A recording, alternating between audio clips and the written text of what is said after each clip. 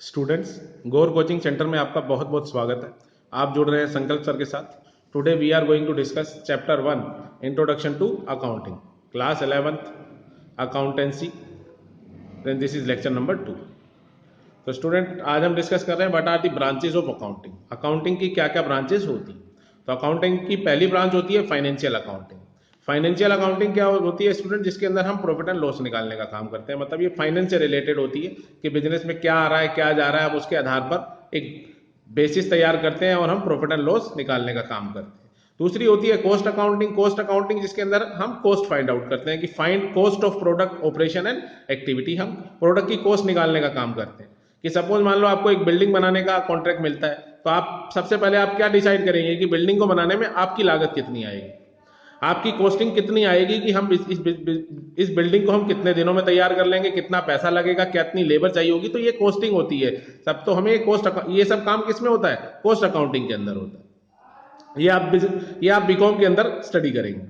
अगली होती है मैनेजमेंट अकाउंटिंग। मैनेजमेंट अकाउंटिंग क्या होता है? It helps in managing funds, cost and profit. तो ये मैनेजमेंट काम करता है। हमने मैनेजमेंट लगा रखा होता है जो सब चीजों की देखरेख करता है कि जो फंड्स जुटाता है कि अगर फंड्स की कमी है तो कितनी कमी है, हमें कहां से फंड्स को मैनेज करना है, कितनी कॉस्ट लग रही है, और प्रॉफिट निकालने की कोशिश करता है। तो मैनेजमेंट का काम यही है कि वो कॉस्टिंग को रिड्यूस करना चाहता है और प्रॉफिट को मैक्सिमम करना चाहता है। तो तीन तरीके की अकाउंटिंग होगी, financial accounting, cost accounting and management accounting. Financial मतलब जो प्रॉफिट एंड लॉस निकालने का काम करती है, कॉस्ट अकाउंटिंग कॉस्ट निकालने का काम करती है, और मैनेजमेंट जो करती है वो मैनेज करने का काम करती है कि बिजनेस की जो जितनी भी ट्रांजेक्शन है उसको मैनेज कैसे किया जाए, किस तरीके से कॉस्ट को रिड्यूस किया जाए और प्रॉफिट को मैक्सिमम किया जाए। अगला है व्हाट इज अकाउंटेंसी। अकाउंटेंसी आप समझते हैं कि अकाउंटेंसी आपके सब्जेक्ट का नाम ही, आप जो सब्जेक्ट पढ़ रहे हैं उसका नाम अकाउंटेंसी।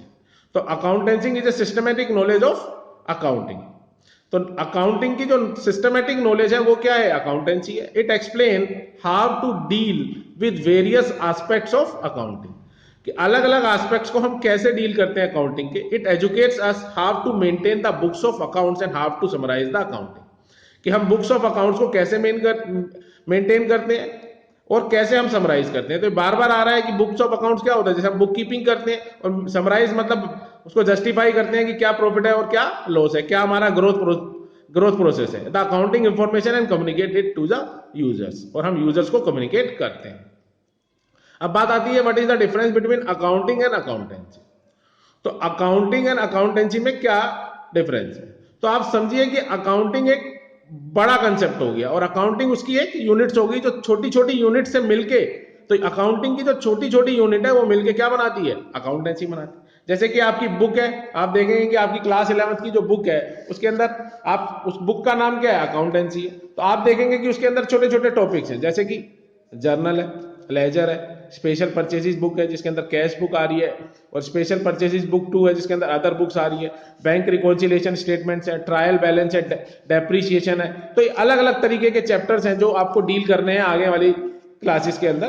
तो जैसे अकाउंटिंग इक्वेशन है, बेसिस ऑफ अकाउंट, तो ये सब मिलके क्या करते हैं? ये सब यूनिट्स हैं छोटी छोटी। तो ये छोटी छोटी यूनिट मिलके अकाउंटेंसी को क्रिएट करती है। तो इसका मतलब अकाउंटेंसी थोड़ा सा मेजर इश्यू हो जाता है और अकाउंटिंग उसकी छोटी यूनिट हो जाती है। लेकिन अकाउंटिंग जब तक नहीं पता होगी जब तक अकाउंटेंसी पॉसिबल नहीं होगी, क्योंकि आप यूनिट यूनिट सीख के ही एक बड़ी अकाउंटेंसी, अब आप पूरी बुक सीखेंगे तो पूरी बुक सीखने में आपको मार्च आ जाएगा, लेकिन आप छोटी छोटी यूनिट करते करते मार्च तक पहुंचेंगे और मार्च में आके आप लगभग क्लास 11th की अकाउंटेंसी सीख लेंगे। तो accountancy is an area of knowledge whereas accounting is the action और process used in this area.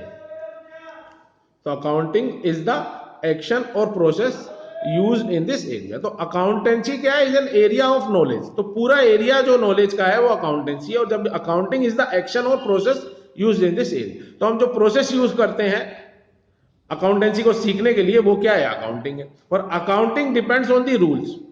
तो अकाउंटिंग किस पे डिपेंड करती है? रूल्स पे।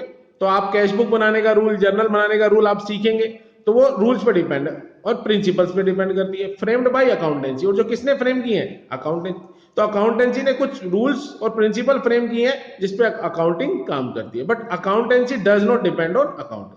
तो अकाउंटेंसी डिपेंड नहीं करती अकाउंटिंग पे, लेकिन अकाउंटिंग डिपेंड्स ऑन अकाउंटेंसी। इसका मतलब अकाउंटेंसी बड़ा वाइडर इश्यू हो गया, ये वाइडर कंसेप्ट है अकाउंटेंसी, और अकाउंटिंग क्या है?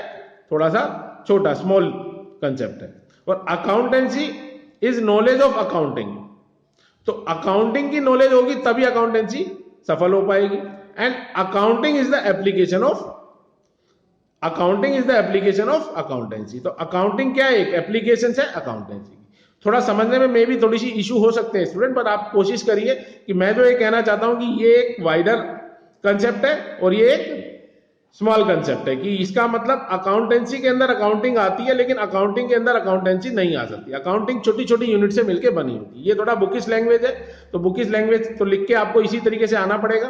तो आप थोड़ा सा फिर समझ लीजिए कि accountancy is an area of knowledge और accounting is the action process used in this area. कि अकाउंटेंसी पूरा एरिया है नॉलेज का और इसके अंदर क्या है कि हम छोटे छोटे एक्शन के थ्रू, प्रोसेस के थ्रू अकाउंटिंग को यूज करते हैं। और accounting depends on the rules and principle frame by accountancy, लेकिन accountancy does not depend on accounting. और अकाउंटेंसी वाइडर कंसेप्ट हो जाता है और ये थोड़ा सा स्मॉल कंसेप्ट, नैरो कंसेप्ट हो जाता है। अगला टॉपिक है what are the objectives of accounting. Accounting के क्या क्या ऑब्जेक्टिव होते हैं? तो सबसे पहला काम ऑब्जेक्टिव क्या होता है कि रिकॉर्ड करना है फाइनेंशियल ट्रांजैक्शन एंड इवेंट्स। तो जितने भी फाइनेंशियल ट्रांजैक्शन है, मैंने कहा था जो पैसे से रिलेट करते हैं वही फाइनेंशियल ट्रांजैक्शन होते हैं। और जितनी भी ट्रांजैक्शन है, जितने भी इवेंट्स हुए हैं, उनको आपको क्या करना होता है? रिकॉर्ड करना होता है। ये सबसे पहला ऑब्जेक्टिव है। फिर प्रॉफिट एंड लॉस निकालना होता है कि आपने जो भी ट्रांजैक्शन रिकॉर्ड करी है उसके आधार पर आप डिसाइड करेंगे कि आपकी कंपनी को, आपकी फर्म को प्रॉफिट हो रहा है या लॉस हो रहा है। फिर डिटरमाइन फाइनेंशियल पोजीशन कि अगर प्रॉफिट हो रहा है तो कितना हो रहा है, लॉस हो रहा है तो कितना हो रहा है, और हमारी पोजीशन कितनी बेहतर है, या हमें कितनी, हमारी कंपनी कितनी ग्रोथ कर रही है, या हमें कितनी ग्रोथ चाहिए थी, हमने उसके हिसाब से काम किया कि नहीं किया। तो आप अपनी पोजीशन को डिसाइड करते हैं। अगर आप पोजीशन डिसाइड करते हैं फिर उसके बाद क्या होता है? मैनेजमेंट को असिस्ट करती है, क्योंकि आपकी पोजीशन के आधार पर ही मैनेजमेंट डिसाइड करेगा कि हमें आगे ग्रोथ कितनी बढ़ानी है। क्योंकि अगर हमारी ग्रोथ कम है तो मैनेजमेंट डिसाइड करेगा कि भैया अब हमें कुछ और अच्छे काम करने हैं, और अगर ग्रोथ थोड़ी कम है तो आप समझिए कि आपको और मेहनत करनी है, तो ये मैनेजमेंट ही डिसाइड करेगा। फिर communicate accounting information to the users. तो यूजर्स को आप इंफॉर्मेशन जरूर ट्रांसफर करते हैं, क्योंकि यूजर्स ही आपकी कंपनी में इन्वेस्ट करते हैं। What are the functions of accounting? Function क्या है? मेंटेनिंग सिस्टमैटिक अकाउंटिंग रिकॉर्ड्स की आप सिस्टम से रिकॉर्ड करते हैं, डेट वाइज रिकॉर्डिंग करते हैं ट्रांजैक्शंस की। प्रिपरेशन ऑफ फाइनेंशियल स्टेटमेंट, आप फाइनेंशियल स्टेटमेंट बनाते हैं। फाइनेंशियल स्टेटमेंट भी आपका एक चैप्टर है जो आप आने वाली क्लासेस में सीखेंगे। तो फाइनेंशियल स्टेटमेंट आप तैयार करेंगे। फिर मीटिंग लीगल रिक्वायरमेंट्स, आपकी फाइनेंशियल स्टेटमेंट क्या करती हैं? आपको हेल्प करती है, लीगल मतलब कानूनी। तो कानूनी, कभी कभी बिजनेस को कानूनी कार्यवाही भी करनी पड़ जाती है, तो तब आपको ये चीजें, आपकी स्टेटमेंट तैयार होती है कि आपने कितना प्रॉफिट कमाया, कितना लॉस कमाया, कि कल को कोई आप पे धोखाधड़ी का इल्जाम लगा दे तो आपको ये लीगल रिक्वायरमेंट्स में काम आती है। कोर्ट में आप इनको सबूत के तौर पे पेश कर सकते हैं। And communicating the financial data, फिर वही काम है कि डाटा को आप कम्युनिकेट करते हैं यूजर्स के लिए, और मैनेजमेंट में ये असिस्ट करता है। अगला है what are the advantages of accounting. Financial information about business, तो बिजनेस की आपको फाइनेंशियल इंफॉर्मेशन मिल जाती है कि बिजनेस के अंदर कितना पैसा आ रहा है, कितना जा रहा है। मैनेजमेंट में असिस्ट करता है, ये फिर वही कॉमन पॉइंट हो गया तीनों में, तो आप इसको तैयार कर लीजिए, असिस्टिंग टू मैनेजमेंट। थर्ड है रिप्लेस मेमोरी। मेमोरी मतलब रिप्लेस करता है कि अगर आप कोई ट्रांजैक्शन भूल भी जाएं तो अकाउंटिंग आप उसको याद कर सकते हैं, क्योंकि आपके पास डेट वाइज एक डाटा होता है जहां पे आप देख के चेक कर सकते हैं कि हमारे पास कितना पैसा कितनी तारीख को आया था और कितना पैसा कितनी तारीख को गया। Facilitates comparative study. फैसिलिटेट्स मतलब मेक इजी, तो आपको कंपैरेटिव स्टडी क्या बनाता है? आसान बनाता है। तो कंपैरेटिव स्टडी क्या होता है? कहने का मतलब है कि आपने 2018 में कितना प्रॉफिट कमाया था, 2019 में आपने कितना प्रॉफिट कमाया, तो आप उससे कंपेयर कर सकते हैं, क्योंकि रिकॉर्ड आपके पास सारे सालों के डाटा रिकॉर्ड होते हैं। क्योंकि आप अकाउंटिंग हर साल करते हैं, तो आपको ये फैसिलिटेट करता है कि आपका बिजनेस की स्थिति बढ़ रही है, आपने पिछले साल से इस साल आपकी स्थिति बेहतर हुई है या नहीं हुई है। और ये कोर्ट में एविडेंस के रूप में काम आता है। कल को आप पे धोखाधड़ी का इल्जाम लग जाए तो आप इसको कोर्ट में पेश कर सकते हैं। अगर आपको बिजनेस अपना सेल करना है तो भी ये आपके काम आता है, और इसी के आधार पर आप डिसीजन लेते हैं कि आगे आपको कितनी ग्रोथ करनी है, कितनी कितनी आपको ब्रांचेस खोलनी है बिजनेस की, तो ये डिसीजन मेकिंग में भी काम आता है। And what are the limitation of accounting. Accounting की क्या क्या सीमा है?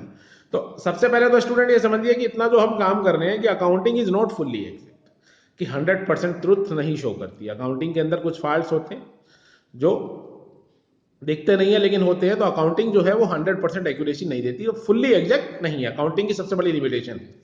और accounting ignores the qualitative elements. Qualitative elements का मतलब क्या होता है कि वो क्वालिटी पे ध्यान नहीं देती, सिर्फ पैसे की ट्रांजेक्शन को रिकॉर्ड करती है। इसका मतलब ये इसकी लिमिटेशन कि आपका कोई एम्प्लॉय बहुत अच्छा काम कर रहा है, कंपनी के लिए मेहनत कर रहा है, तो उससे कोई लेना नहीं। हाँ, वो कितना कमा के दे रहा है, सिर्फ इस पे ही ध्यान दिया जाता है, तो इसलिए वो क्वालिटी पे ध्यान नहीं देती, सिर्फ क्वांटिटी पे ध्यान देती। और accounting ignores the effect of price level changes.